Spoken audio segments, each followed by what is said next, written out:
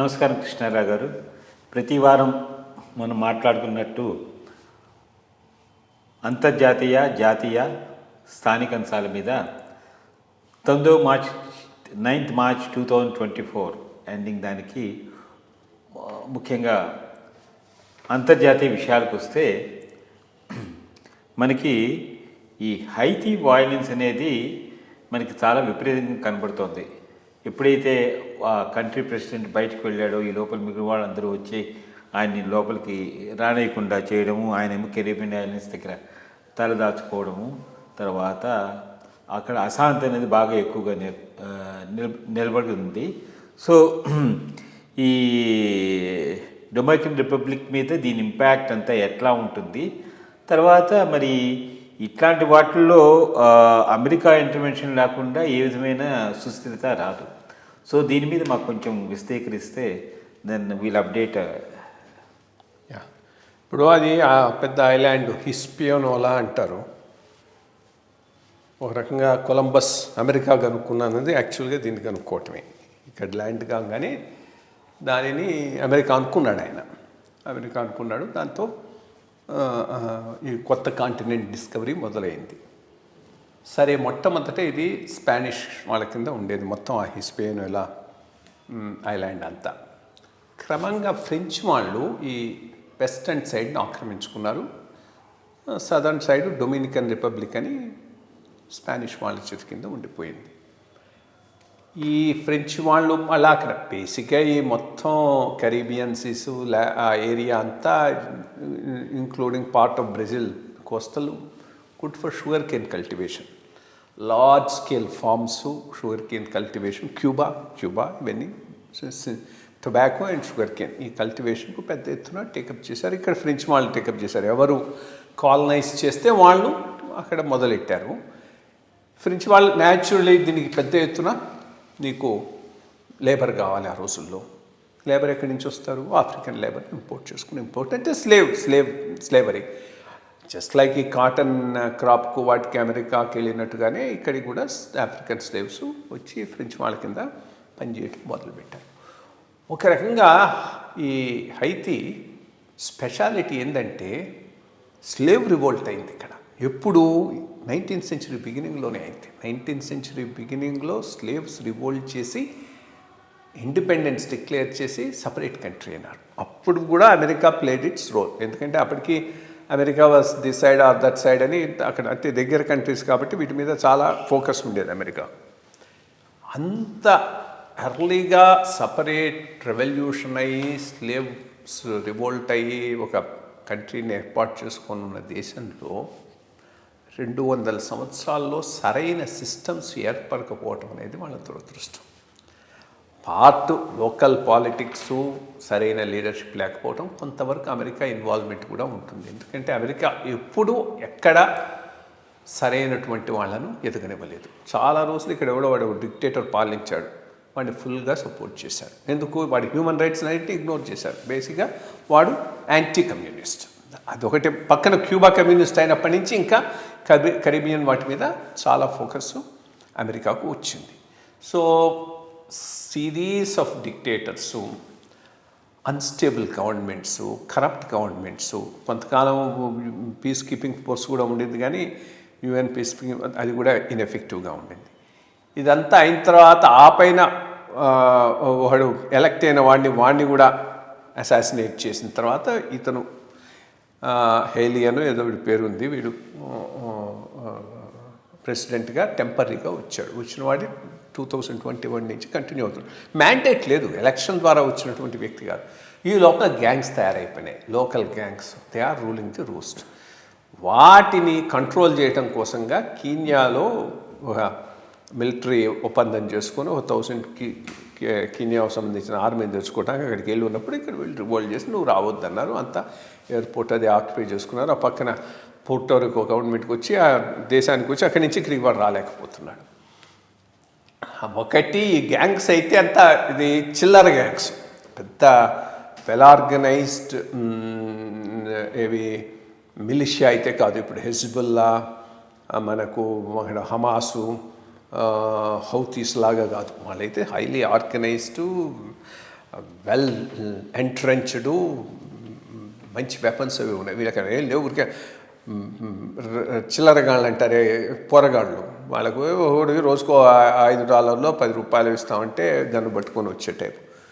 కాబట్టి ఒక మంచి సెక్యూరిటీ ఫోర్స్ వస్తే దానిని కంట్రోల్ చేయడం ఏం పెద్ద ఇష్యూ కాదు. బట్ అమెరికా ఇంట్రెస్ట్ తీసుకోవాలి, ఎందుకంటే అమెరికా చాలా దగ్గర అవుతాయి ఇవన్నీ. ఇది క్యూబా ఇవన్నీ ఫ్లారిడా స్టేట్ నుంచి జస్ట్ అబౌట్ 1000 kilometers డిస్టెన్స్లో ఉన్నటువంటి కంట్రీస్. కాబట్టి అమెరికా స్ట్రాటజిక్ ఇంట్రెస్ట్ అయితే దీంట్లో ఉంది. రియల్గా డెమోక్రసీ అక్కడ రావాలని అమెరికా అనుకుంటే ఎక్కువ టైం పట్టకపోవచ్చు. ఇప్పటికైనా అది అవసరం. వాడు ఎలక్షన్ పెట్టి పాపులర్ బిల్ ద్వారా వచ్చిన వాడిని అలౌ హిమ్ టు ఫంక్షన్. అది చాలా చాలా ఇంపార్టెంట్. ఎందుకంటే మిలిటరీస్ ఎప్పటికప్పుడు లేపేస్తూ ఉంటాయి ఇదే ఇన్స్టెబిలిటీ కంటిన్యూ అవుతుంది. దాని ఎఫెక్ట్ కూడా మిగిలిన దేశాల మీద ఉంటుంది. సో ఇప్పుడు ఇతనికి మ్యాండేట్ లేదు, వచ్చినా కానీ రూల్ చేసే పరిస్థితి లేదు, గ్యాంగ్స్ అన్నీ టేక్ ఓవర్ చేస్తున్నాయి. సో ఇప్పుడు అతను వచ్చి కేవలం ఒక ట్రాన్సిటరీ గవర్నమెంట్కు రిప్రజెంటేటివ్గా ఇంటర్నేషనల్ ఫోర్స్ అక్కడ పెట్టి ఈ గ్యాంగ్స్ అన్నింటినీ డిజార్మ్ చేసి ఆ పైన విత్ ఇన్ మంత్ ఆర్ 2 ఒక రెగ్యులర్ ఎలక్షన్ జరిపించి ఆ వచ్చిన వాడు ఒక రీజనబుల్ టెన్యూర్ ఉండేంత వరకు మిలిటరీ కవర్ అమెరికా కానీ యుఎన్ కానీ ఇవ్వగలిగితే స్టేట్ కాస్త సర్వైవ్ అయ్యే అవకాశం ఉంది. లేకపోతే ఇది అనార్కీ కంటిన్యూ అవుతుంది. బ్రాడ్గా ఇది హైతీలో ఉన్నటువంటి ప్రాబ్లం. మంచి విషయాలు చెప్పారండి. ఇప్పుడు మనం జాతీయ అంశాలు మీద చర్చ చేయించడానికి ఒక 2 అంశాల మీద ఈ వారం మాట్లాడుకుందాం. ఒకటి ఏంటంటే మన పార్లమెంట్ ప్రివిలేజెస్ కమిటీ. దీని మీద ఇదివరకు మనకి ఓటింగ్ చేయడానికి కానీ లేకపోతే ఓట్ చేయకపోవడానికి కానీ మామూలుగా ఈ బ్రైబ్స్ అవన్నీ ఇస్తే ఇవన్నీ కవర్ కావు అనేటువంటిది ఒక రూలింగ్ ఇచ్చిన దాన్ని ఈ మధ్యనే దాన్ని రివర్స్ చేశారు. అంటే జేఎంఎం దాంట్లో పివి నరసింహారావు గారు ఉన్నప్పుడు జరిగిన దాన్ని అంతాను, అంటే చాలా కాలం తర్వాత ఇదండి. దీని ఇంపాక్ట్ ఎట్లా ఉంటుంది ఆ విషయం మీద కొంచెం వివరణ ఇవ్వండి. ఇది మంచి జడ్జిమెంట్ నన్ను అడిగితే, చాలా మంచి జడ్జిమెంటు. అంతకుముందు జడ్జిమెంట్ రిడిక్యులస్ జడ్జిమెంట్. ఇది ఎట్లా ఇచ్చారో తెలియదు కానీ ఇప్పుడు బ్రైబ్ తీసుకొని ఓటేస్తే అది ప్రివిలేజ్ అంటే ఇంకా అర్థం లేదు దానికి. బ్రైబ్ తీసుకొని ఓటేయకపోతే ఓటేసినప్పుడేమో ప్రివిలేజ్ కిక్స్ ఇన్, ఓటు వేయకపోతే privilege does not kick in. So if bribe తీసుకొని ఓటు వేయకపోతే then you are liable to prosecuted అన్నట్టు ఉన్నది అప్పటి జేఎంఎం బ్రైబరీ కేసులో సుప్రీంకోర్టు ఇచ్చినటువంటి జడ్జిమెంట్. అసలు ప్రివిలేజెస్ అనేవి దేనికోసం? ఇప్పుడు అదే ఇది చాలా ఇంపార్టెంట్ ఇష్యూ. బికాస్ వాడు ఎక్కడ పడితే అక్కడ ఆఫీసర్ల దగ్గరకు వచ్చి యు ఆర్ నా ప్రివిలేజెస్ నువ్వు అండర్మైన్ చేస్తున్నావు, ఐఎమ్ ఎన్ ఎమ్మెల్యే, నేను ఐఎమ్ ఎన్ ఎంపీ అని చాలా నాస్టీగా బిహేవ్ చేస్తూ ఉంటారు. ఏంది యాజ్ ఇఫ్ ఇంక వాడు డెమీ గాడ్ లాగా ఫీల్ అయిపోతూ ఉన్నారు. ఏది వన్స్ ఈజ్ నేను రిప్రజెంటేటివ్ ఆఫ్ పీపుల్, నా ప్రివిలేజెస్ ఏంటి, నువ్వేంటి అన్నట్టు మాట్లాడుతూ ఉంటారు. సో ఇప్పుడు చాలా ప్రివిలేజెస్ చాలా క్లియర్గా డిఫైన్ చేశారు. అది పార్లమెంటుకు సంబంధించిన లెజిస్లేటివ్ ప్రాసెస్ కానీ దానికి సంబంధించిన ఇష్యూస్కి సంబంధించిన వాటికే నీకు ప్రివిలేజ్, కానీ అక్కడ చేసినటువంటి యాక్టివిటీ దానికోసం నువ్వు డబ్బులు తీసుకుంటే అది ప్రివిలేజ్ కాదు అని చాలా క్లియర్ కట్గా జడ్జిమెంట్ ఇచ్చింది. చాలా మంచి జడ్జిమెంటు. దీని ప్రకారంగా ఎవడైనా నాట్ జస్ట్ కరప్ట్ ప్రాక్టీసెస్కు పాల్పడ్డా ఏది చేసినా అది ప్రివిలేజ్. నేను జస్ట్ బికాజ్ నేను ఎంపీని కాబట్టి అని అంటే ప్రివిలేజ్ అంటే కుదరదు. కేవలం హౌస్లో కామన్ లా మేకింగ్ ఫంక్షన్కు సంబంధించి నువ్వు చేసే activity which is also fair and correct, legally correct, దాని వరకు నీకు ప్రివిలేజ్ ఉంటుంది. అక్కడ ఏదైనా మాట్లాడావు విత్ రెఫరెన్స్ టు దట్, దానికి ప్రివిలేజ్ ఉండటం తప్పులేదు. బట్ ఇట్లా నేను ఏది తీసుకుంటే అది ప్రివిలేజ్ అంటే మాత్రం చాలా తప్పు. ఎన్నాళ్ళు పట్టిందో చూడండి ఒకటి రెక్టిఫై కావటానికి, ఒక బ్యాడ్ జడ్జ్మెంట్ రెక్టిఫై కావటానికి సుప్రీంకోర్టులో ఆల్మోస్ట్ ఆల్ 94 98 అప్పటిది, ఇప్పుడు 20-30 ఇయర్స్ లేటర్. సో ఇది ఒక రకంగా speaks bad about the process it's. But ఎందుకైనా కానీ మంచి జడ్జిమెంట్ దీనివల్ల ఇది అవుతుందని నేను మంచి విషయం చెప్పారు, మంచిని స్వాగతిద్దాం. అట్లాగే ఇంకొకటి రాజకీయంగా కూడాను మనకి గత 10-15 రోజులుగా చర్చ జరుగుతోంది. దాని మీద రేపు 15వ తారీఖు లోపల వివరణ ఇవ్వాలని సుప్రీంకోర్టు ఈ government bonds to political parties దీని మీద ఏమంటే మాకు టైం కావాలని చెప్పి సుప్రీంకోర్టుని అడగడం, సుప్రీంకోర్టు లేదని చెప్పేసి ఇది ఎట్టి పరిస్థితులైనా దీని వివరణ ఇవ్వాలని చెప్పి ఇది రాజకీయ అంటే రూలింగ్లో ఉన్న బీజేపీని కానీ లేకపోతే అపోజిషన్లో ఉన్న కాంగ్రెస్ కానీ లేకపోతే వివిధ లోకల్ పొలిటికల్ పార్టీస్ మీద ఈ బాండ్స్లో ఎవరెవరు ఎంత ఇచ్చారు దీని మీద ఒక వైట్ పేపర్ కింద మొత్తం కనుక మనకు విశదీకరిస్తే ఇది ఏ విధంగా రాబోయే ఎన్నికల్ని ప్రభావితం చేస్తుంది. అట్లాగే బీజేపీ గవర్నమెంట్ మీద కూడా దీని మీద అంటే అది మెయిన్ రూలింగ్ పార్టీలో ఉంది కాబట్టి మిగిలిన పొలిటికల్ పార్టీస్ కూడా అందరికీ వచ్చి ఉంటాయి. బట్ ఇది ఐ థింక్ లైక్ ఇంతకు ముందర మాట్లాడుకున్నట్టు this is also a very good you know intervention by supreme court అని అనుకుంటున్నాను నేను. దీని మీద మీ యొక్క రిఫ్లెక్షన్. ఇంటర్వెన్షన్ మంచిదే, బట్ ప్లస్ మైనస్ కూడా ఉంది. ఇప్పుడు ఎలక్ట్రల్ బాండ్స్ వచ్చినప్పటి నుంచి వైట్ మనీ వస్తున్నాయి, లేకపోతే క్యాష్లో బ్లాక్ మనీ చాలా పొలిటికల్ పార్టీస్కు ఫండింగ్ ఇస్తారు వీళ్ళు, దానికి జనరేట్ చేసుకుంటారు. ఈ బిజినెస్ హౌసెస్ క్యాష్ జనరేట్ చేసుకొని క్యాష్ని డొనేట్ చేస్తూ ఉంటారు. సో ఇది మంచిదా, ఏదో కొంత ప్రాసెస్ బాగుండి వచ్చేదంతా వైట్లో రావటం మంచిదా అనేది ఓ డిబేటబుల్ పాయింట్. నేను ఇదే బెటర్ అని అన్ను, బట్ దీనివల్ల ఫైనల్గా వైట్లో ఇవ్వటం ఆగిపోయి అంతా క్యాష్లోకి వచ్చేసిందంటే దానికి ఎకానమీ మీద ఎటువంటి ఇంపాక్ట్ ఉంటుందనేది కూడా మనం ఒకటి ఆలోచించుకోవాల్సిన అవసరం. బట్ ఏదైనా కానీ ఒక తడవ సుప్రీంకోర్టు జడ్జిమెంట్ ఇచ్చి ఇన్ఫర్మేషన్ ఇవ్వమన్నప్పుడు దానిని డిలే చేయటానికి ప్రయత్నించటం సరైన విధానం కాదు. ఎస్బీఐ కొద్దిగా పప్పులో కాలేసింది. అసలు యాక్చువల్గా ఈ పిటిషన్తో వచ్చి ఉండాల్సింది కాదు. ఇప్పుడు ఏమైంది, ఎక్స్పోజ్ అయిపోయింది. ఈ సుప్రీంకోర్టు ఆర్డర్ వల్ల రిలీజ్ చేయబట్టి ఎవరైనా అదే చెప్తారు. Because public also are watching supreme court credentials కూడా or will be decided by ఇటువంటి ఇష్యూస్లో. అందుకని అసలు ఆ పిటిషనే ఎస్బీఐ ఇవ్వకుండా డిగ్నిఫైడ్గా దాన్ని పబ్లిక్ చేసి ఉండాలి. పబ్లిక్ చేస్తే ప్రాబ్లం 2 రకాలు ఉంటుంది. ఒకటి, ఆ బిజినెస్ హౌసెస్ను పొలిటికల్ పార్టీస్ టార్గెటింగ్, వాడికి ఎక్కువ ఇచ్చావు నాకు ఎందుకు ఇవ్వలేదని, what will be its impact. ఇది ఒకటి మనం మైండ్లో పెట్టుకోవాలి. తప్పకుండా వీళ్ళు వాళ్ళకు ఇచ్చుంటారు, వీళ్ళకు ఇచ్చుంటారు. రేపు మనకు ఫుల్ ఇన్ఫర్మేషన్ వచ్చిన తర్వాత తెలుస్తుంది. పెద్ద బిజినెస్ హౌసెస్ అన్నీ అధికార పార్టీకి ఇస్తారు, అపోజిషన్కు ఇస్తారు. అధికార పార్టీకి ఎక్కువ ఇస్తారు, అపోజిషన్ తక్కువ ఇస్తారు. అంతేగాని ఇవ్వకుండా అయితే పోరు. ఎందుకంటే క్విట్ ప్రో క్వో అనేది ఉంటుంది. ఇప్పుడు వీళ్ళన్న దాంట్లో కూడా ఏంది, క్విట్ ప్రో క్వో ఇప్పుడైనా కానీ ఉంటుంది కదా. Only you are making the thing public తెలుస్తుంది. బట్ ఆఫ్ కోర్స్ ఫ్యూచర్లో దీన్ని అసలు సిస్టమ్నే ఇచ్చేయమనేది, సిస్టమ్ను ఆపేసినందువల్ల క్యాష్ డీలింగ్స్ అయ్యే అవకాశం ఉంది. అది ఇంకా వర్స్, దీనికన్నా వర్స్. అట్లీస్ట్ ఇది వైట్లో పోతూ ఉన్నది అకౌంటెడ్ మనీ, అది అన్అకౌంటెడ్ అవుతుంది. అది అంత అది మరి ఆ ఇంప్లికేషను సుప్రీంకోర్టు ఆలోచించిందో లేదో, బట్ అది మాత్రం చాలా అన్డిజైరబుల్ రిజల్ట్ అవుతుంది దీనివల్ల. మంచి విశదీకరణ ఇచ్చారు. లోకల్ స్థానిక అంశాల మీదకి వచ్చేటప్పటికి లాస్ట్ వీక్ రియల్గా కొంచెం లిటిల్ సెన్సేషన్ అని అనిపించింది. చంద్రబాబు నాయుడు గారు పవన్ కళ్యాణ్ వెళ్ళి అమిత్ షా గారిని కలవడం, దాంతో ఆంధ్రప్రదేశ్లో పొత్తుల విషయంలో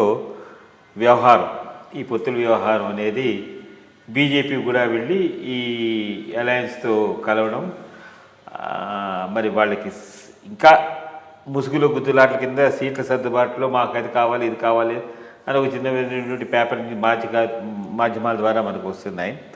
అసలు ఈ పొత్తుల వ్యవహారం ఇంపాక్ట్ ఎట్లా ఉంటుంది రాబోయే ఎన్నికల్లో? అట్లాగే బీజేపీకి లాంగ్ టర్మ్లో ఇలా వెళ్తే ఏవైనా ఇంప్రూవ్ అయ్యే అవకాశం ఉందా? రాజకీయంగా అక్కడ ఏవైనా తన మనుగడను చాటుకోగలదా? ఈ వీని మీద మీరు ఒక పొత్తు అనేది ఎందుకు, దాని దీర్ఘకాలిక ఇంపాక్ట్ బీజేపీకి ఎట్లా ఉంటుంది, ఈ రెండు ఇష్యూస్ మనం ఫస్ట్ థింగ్ చాలా క్లవర్గా లీకులైతే టీడీపీ సైడ్ నుంచి ఇస్తున్నారు. అది మరి బీజేపీ గమనిస్తూ ఉందో లేదో తెలియదు. బీజేపీ పిలిస్తే మేము పోయి రాష్ట్ర ప్రయోజనాల కోసంగా పొత్తు పెట్టుకున్నామని, మరి ఆ లిమిటెడ్ పాయింట్ మీదనే పొత్తంటే రేపు పరిస్థితులను బట్టి రాష్ట్ర ప్రయోజనాల దృష్టిగా మేము బయటకు కూడా వస్తామని చెప్పొచ్చు. సో ఈ పాయింట్ ఒకటి మరి ఆలోచించారో లేదో బీజేపీ వాళ్ళు, అది ఒకటి చాలా చాలా ఇంపార్టెంట్. ఒకవేళ ఇప్పుడు బేసిక్గా ఒక పాయింట్ మేజర్గా వస్తున్నది జగన్ గవర్నమెంట్ మీద, ఇది అన్యమత ప్రచారానికి చాలా దోహదం చేస్తూ ఉన్నది, సపోర్ట్ చేస్తూ ఉన్నది అనేది అది బాగా బీజేపీ ఫీల్ అవుతున్నది. మిగిలిన వాళ్ళు కూడా దాన్ని హైలైట్ చేస్తున్నారు. ఈవెన్ తెలుగుదేశం కూడా హైలైట్ చేస్తున్నది. హైలైట్ చేసి లబ్ధి పొందడానికి ప్రయత్నం చేస్తుంది. అదొక అంశం కింద ప్రస్తావిస్తూ అన్యమత వ్యాప్తికి జగన్ ప్రభుత్వం అండగా నిలుస్తుంది, దానిని అరికట్టడానికి మేము పొత్తుకొస్తున్నామని అంటే అప్పుడు బీజేపీకి అది అడ్వాంటేజ్గా ఉంటుంది. ఎందుకంటే ఐడియాలజికల్గా ఒక ప్లాట్ఫామ్ మీద మిగిలిన రెండు పార్టీలు బీజేపీతో కలిసినట్టు చెప్పుకోవచ్చు. బట్ అటువంటి అంశమేమి ఇక్కడ మెన్షన్ కావాలి. ఒకటి మాత్రం నిజం, బీజేపీ చాలా చాలా ఇంపార్టెంట్గా ఇప్పుడైనా ఇన్సిస్ట్ చేసి రిలీజ్ చేయాల్సింది ఒక జాయింట్ మేనిఫెస్టో. ఇప్పుడు ఒకటి డివిజన్ విభజన అంశాలను బీజేపీ అమలు చేయలేదు అంటూ 2018-17 నుంచి బయటకు వచ్చేప్పటి నుంచి టీడీపీ చాలా అటాక్ చేస్తూ ఉన్నది బీజేపీని. టీడీపీకి అనుకూలంగా ఉన్న ఎల్లో మీడియా అయితే ఇంకా చెప్పనవసరం లేదు. విలన్ నెంబర్ 1 ఆంధ్రప్రదేశ్ రాష్ట్రానికి బీజేపీ అన్న రకంలోనే కథనాలు ఇప్పటిదాకా నడిపారు. సో ఇప్పుడు దాని మీద ఒక జాయింట్ మేనిఫెస్టోలో జనసేనను టీడీపీని కమిట్ చేయటం బీజేపీకి చాలా ఇంపార్టెంట్. సో దట్ ఇప్పుడు ఈ పొత్తును వాళ్ళకు అనుకూలంగా వాళ్ళు మలుచుకొని రేపు మళ్ళీ వెళ్ళిపోకుండా అట్లీస్ట్ ఈ ఇష్యూస్ మీద మళ్ళీ రైజ్ చేయకుండా. ఇక రెండోది చాలా ఇంపార్టెంట్ ఇష్యూ రాజధాని విషయంలో బీజేపీకి ఒక స్పష్టత ఉన్నది. రాజధాని Amaravati, high court Kurnool, commercial hub Visakhapatnam. ఆ రకమైన స్పష్టత తెలుగుదేశానికి ఈ విషయంలో లేదు. తెలుగుదేశం దృష్టిలో హైకోర్టు, రాజధాని అంతా Amaravati plus Amaravati mega city. Amaravati mega సిటీకి ఇంత మటుకు బీజేపీ కమిట్ కాలేదు. సో దాని మీద కూడా ఒక జాయింట్ మేనిఫెస్టో అంశం ప్రధానంగా వివరించాల్సిన అవసరం అయితే ఎంతైనా ఉన్నది. లేకపోతే సడన్గా మేము అనుకున్నాను ఇది ఇవ్వలేదు అని వెళ్ళిపోతే హెల్ప్లెస్గా బీజేపీ అనిపిస్తుంది. బట్ అఫ్కోర్స్ ఆ హెల్ప్లెస్నెస్ రాకపోవచ్చు. అంటే అక్కడ 350-400 వచ్చాయంటే ఇంకా అసలు ఎవరు కమ్ అనరు. ఎట్లా పోతే అట్లా పోతుంది, అది వేరే విషయం. బట్ ఐడియల్ ఒక స్ట్రాటజీలో ఇవన్నీ ఆలోచించుకోవాల్సినటువంటి అవసరం అయితే ఉంది. మరి ఆ థింకింగ్ చేస్తున్నారో లేదో. మూడోది, బీజేపీ నేషనల్గా 3-4 అంశాల మీద చాలా గట్టిగా ముందుకు పోతుంది. ఒకటి సిటిజన్షిప్స్ అమెండ్మెంట్ యాక్ట్, ఇవాళ దానికి రూల్స్ నోటిఫై చేస్తామని అంటున్నారు. హిందుత్వ, రామజన్మభూమి, దెన్ నో అపీస్మెంట్, ఇది ఒక మేజర్ అంశం. మరి దీని మీద ఈ బ్రాడ్ ఇష్యూస్ మీద ఒక అండర్స్టాండింగ్ లేకపోతే పొత్తు ప్రాక్టికల్ కాకపోవచ్చు. ఇది ఒక పాయింట్ కూడా ఆలోచించుకోవాలి. రెండోది, ఈ ఇండివిజువల్ బెనిఫిట్స్ ఇవ్వటం మీద, అంటే ఈ ఫ్రీబీస్ ఇవ్వటం మీద బీజేపీకి ఒక నేషనల్ పర్స్పెక్టివ్, నేషనల్ పాలసీ ఉంది. ఇవి ఇస్తాం, మేము ఇవ్వం, ఇది. ప్రాంతీయ పార్టీలకి అది లేదు. వీళ్ళు దే ఆర్ ప్రామిసింగ్ ది మూనే ప్రామిస్ చేసేస్తున్నారు. మూన్ ప్రామిస్ చేయటంలో రేపు డెలివర్ చేయలేరు. డెలివర్ చేయకపోతే ఇప్పుడు వాళ్ళతో కమిట్ అయినప్పుడు బీజేపీ కూడా కమిట్ కావాల్సి వస్తుంది. సో దాని మీద ఒక క్లారిటీ తీసుకోవాలి. ఇవన్నీ క్లారిటీ అయితే తప్పకుండా తీసుకోవాలి. అది బీజేపీ ఇంట్రెస్ట్. బట్ దీర్ఘకాలంలో బీజేపీ ఆంధ్రప్రదేశ్లో ఎలగటానికి ఇండివిజువల్గా పాయింట్ ఉంటేనే బాగుండుండేది. బట్ నేను స్ట్రాటజీస్ డిఫర్ కావచ్చు, ఆలోచనలు డిఫర్ కావచ్చు, వీళ్ళకి ఇంకేదో ఊహ ఉండొచ్చు, మనకు అంతని ఊహలు వాళ్ళకు ఉండుండొచ్చు. పొత్తులను అంగీకరించినప్పుడు అది పక్కన పెడదాం. బట్ పొత్తుకు ఈ కొంత బేసిస్ అయితే అవసరం. పొత్తు అయిన తర్వాత డెఫినెట్గా ఈ కాంబినేషన్కు ఆంధ్రప్రదేశ్లో అడ్వాంటేజ్ వస్తుందనేది వాస్తవం. ఎందుకంటే వీళ్ళు ఏమి రాసినా కానీ ఒకటి, ఈరోజు మోడీ బ్రాండ్ ఒకటి ఆల్ ఇండియా బ్రాండ్, దానికి సాలిడ్గా ఓట్లు పడతాయి. సపరేట్గా పోటీ చేసిన, యాక్చువల్గా సపరేట్గా పోటీ చేస్తే ఒక పెద్ద అడ్వాంటేజ్ ఏంటంటే ఫస్ట్ టైం ఇప్పుడు మాట్లాడితే మీది 1% అంటూ ఉంటారు ఈ తెలిసి తెలియని అనలిస్టులు అందరూ. 1% ఎందుకైంది లాస్ట్ టైం వాళ్ళకి ఒకటే మిషన్. 2019 బీజేపీ అక్రాస్ ఆంధ్రప్రదేశ్ ఒకటే మిషన్, చంద్రబాబు గారు గెలవకూడదు. ఆ రకంగా ఓట్ చేశారు. బీజేపీ ఓటింగ్ అంతా వైఎస్ఆర్సీపీకి పోయింది. బికాస్ దే ఫెల్ట్ ఈ తర్వాత ఆయన వచ్చాడనంటే బీజేపీకి ఇంకా నష్టమని. ఆ పరిస్థితి ఈరోజు లేదు. ఈరోజు బీజేపీ సపరేట్గా పోటీ చేస్తుంటే బ్రాండ్ మోడీ వేవ్లో మినిమం 8 to 10% వచ్చి ఉండేది. అది ఎస్టాబ్లిష్ చేసి ఉండేది పార్టీని. బట్ నేను అది జరగలేదు కాబట్టి ఇప్పుడైనా కానీ వీళ్ళు చేయాల్సినటువంటిది కలిసి ఉన్నారు కాబట్టి ఆ ఓటింగ్ అంతా ఇటు పడుతుంది. ఇక మైనారిటీ ఓటింగ్ అంటావా, అది ఎప్పుడూ ఈ కూటమికి వచ్చి ఉండేది కాదు. బీజేపీ సపరేట్గా పోటీ చేసినా ఇది మోరాలెస్ వైఎస్ఆర్సీపీతో కన్సాలిడేట్ అయిపోయింది. వైఎస్ఆర్సీపీ బీజేపీ కూటమైతే అప్పుడు ఇటు మధ్య ఉండేదేమో, లేకపోతే అది అటుకుపోయి ఉండేది. అదేం పెద్ద ఎఫెక్ట్ చూపెట్టకపోవచ్చు. సో ఇన్ ది ఎండ్ ఎవరు గెలుస్తారు ఏంటంటే ఇది అడ్వాంటేజ్ టు ది కూటమి గెలిచే అవకాశాలే ఉంది. నన్ను ఇంకో రకంగా అడిగితే ఓడిపోతే జగన్ అదృష్టవంతుడు, గెలిస్తే దురదృష్టవంతుడు.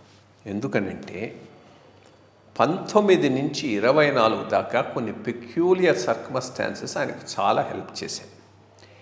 22 ఎంపీలు అక్కడ ఉండటం, రాజ్యసభలో మెజారిటీ ఉండటం, రాజ్యసభలో బీజేపీకి మెజారిటీ లేకపోవటం, ఈయన సపోర్ట్ అవసరం వాళ్ళకు చాలా వచ్చింది. దానిని ఎవరు అన్నట్టు బీజేపీ జగన్ను ఎంత వాడిందో జగన్ బీజేపీని కూడా అంత వాడుకున్నాడు. అందువల్లనే ఇంత లెవెల్లో ఫైనాన్షియల్ ఇండిసిప్లిన్తో కంటిన్యూ కాగలిగాడు, ఇన్ని ఫ్రీబీస్ పంచగలిగాడు. లేకపోతే పంచగలిగి ఉండేవాడు కాదు ఇదంతా. సో ఓట్ బ్యాంకును బిల్డప్ చేసుకోవటంలో ఈ మొత్తం ఆయనకి అసిస్ట్ చేసింది. 2024 తర్వాత డెఫినెట్గా 300+ బీజేపీ ఉంటుంది. సపోర్ట్ చేయడానికి చాలా అదర్ పార్టీస్ ఉంటారు. ఈయన నెంబర్ కూడా చాలా తగ్గిపోతుంది, గెలిచినా కానీ తగ్గిపోతుంది. సో ఈ తర్వాత ఆ స్పెషాలిటీ రాదు. ఇప్పటికీ 5 ఏళ్లకే మొత్తం రాష్ట్రాన్ని నాశనం చేసి ఆర్థిక అరాచకం చేసి మిగిలినవన్నీ ఆపి తన ఇమేజ్ కోసంగా ఇవి పెంచుకున్నాడు. 6 నెలలలో ఎక్స్పోజ్ అయిపోతాడు. జస్ట్ 6 months కనుక ఉన్నాడంటే ఇవన్నీ ఎక్స్పోజ్ అయిపోయి ఉన్న పేరంతా పోతుంది. ఇంకా మళ్ళా రాలేడు. ఓడిపోయినాడు అనుకో, ఈ 5 ఏళ్ళు మంచాడు, ఎవరు వచ్చినా ఆ పైన పంచలేరు. సో ఇమేజ్ అట్లాగే ఉండిపోతుంది. కాబట్టి ఒక రకంగా అదృష్టవంతుడైతే ఓడిపోవాలి, దురదృష్టవంతుడైతే గెలుస్తాడు. తెలుగుదేశం వరకు గెలవటం అనేది వాళ్ళకు ఎగ్జిస్టెన్షియల్ ఇష్యూ. గెలిస్తేనే పార్టీ మనుగడ ఉంటుంది, ఓడిపోతే పార్టీ మనుగడే ప్రశ్నార్థకం అవుతుంది. సో అందుకని వాళ్ళు డెస్పరేట్గా ఉన్నారు. అందుకని పొత్తులకు వీటికి అన్నిటికీ అంగీకరించారు. ఈవెన్ పవన్ కళ్యాణ్ వాళ్ళకు కొంత కలిసి వచ్చాడు కాబట్టి అది వాళ్ళకు అడ్వాంటేజ్ అయింది. సో చూద్దాం ఏ రకంగా ఆంధ్రపోతుంది అనేటటువంటిది. మీరు చెప్పింది చాలా బాగుంది. ఎందుకంటే ఈరోజు మనం తెలంగాణలో చూస్తే తెలుగుదేశం యొక్క మనుగడే లేదు. వాళ్ళు టోటల్ పొలిటికల్ సీన్లోంచే బయటికి రావడం అంతా చూసాము. ఇండైరెక్ట్గా మరి ఖమ్మం డిస్ట్రిక్ట్లో మటుకు కాంగ్రెస్తో పోడంబడికి చేసుకోవడం ఇవన్నీ మనం చూసిన విషయాలు. సరే, ఇక మనం స్థానిక అంశాల్లో తెలంగాణ దగ్గరికి గురించి మాట్లాడుకుంటే లాస్ట్ వీక్ మనము ఈ బీఆర్ఎస్ బీఎస్పీ అలయన్స్ అని ఒప్పందం అయిందని చెప్పి అనుకుంటున్నారు. దీని ఇంపాక్ట్ వలన ఇటు బీఆర్ఎస్కి ఉపయోగపడుతుందా, అటు బీఎస్పీకి ఉపయోగపడుతుందా, వీళ్ళకి ఏమైనా ఎక్కువ సీట్లు రావడానికి అవకాశం ఉంటుందా? అది సక్సెస్ అయితే ఇద్దరికీ ఉపయోగపడుతుంది. చాలా గుడ్ మూవ్. అది ఎవరి ఐడియాయో కానీ రైట్ ఐడియా. ఎందుకు? ఒకటి, బీఆర్ఎస్కు ఒక లీడర్షిప్ ఉంది, ఫండ్స్ ఉన్నాయి. తెలంగాణ బీఎస్పీకి కొన్ని పాకెట్స్ ఆఫ్ సెక్షన్స్లో మంచి హోల్డ్ ఉన్నది, బట్ వాళ్ళంతటా వాళ్ళు గెలిచేటటువంటి హోల్డ్ అయితే లేదు. సో అటువంటప్పుడు ఈ రెండు కలవటం అనేటటువంటిది ఇద్దరికీ లాభదాయకమైనటువంటి విషయమే. యాక్చువల్గా బీఆర్ఎస్ ఆన్ ఇట్స్ ఓన్ ఉంటే ఎగ్జిస్టెన్సే కష్టం అవుతుంది తెలంగాణలో, బికాజ్ ఈ రెండు బాగా పైకి వచ్చేస్తున్నాయి. బట్ ఈ టైంలో బీఎస్పీతో సంబంధం మాత్రం తప్పకుండా బీఆర్ఎస్కు మేలు చేస్తుంది, బీఎస్పీ కూడా మేలు చేస్తుంది. చూడాలి మరి అది ఎట్లా వర్కౌట్ అవుతారు. మళ్ళీ దానికి మాయావతి అంత ఫేవరబుల్గా ఏదైనా ఒక రిపోర్ట్ వచ్చింది, అది ఎంతవరకు నిజమో తెలియదు. బట్ అయితే మాత్రం అది ఇద్దరికీ ఉభయదాయకంగానే ఉంటుంది రెండు పార్టీలు. మంచి విషయాలు చెప్పారండి. నమస్కారం.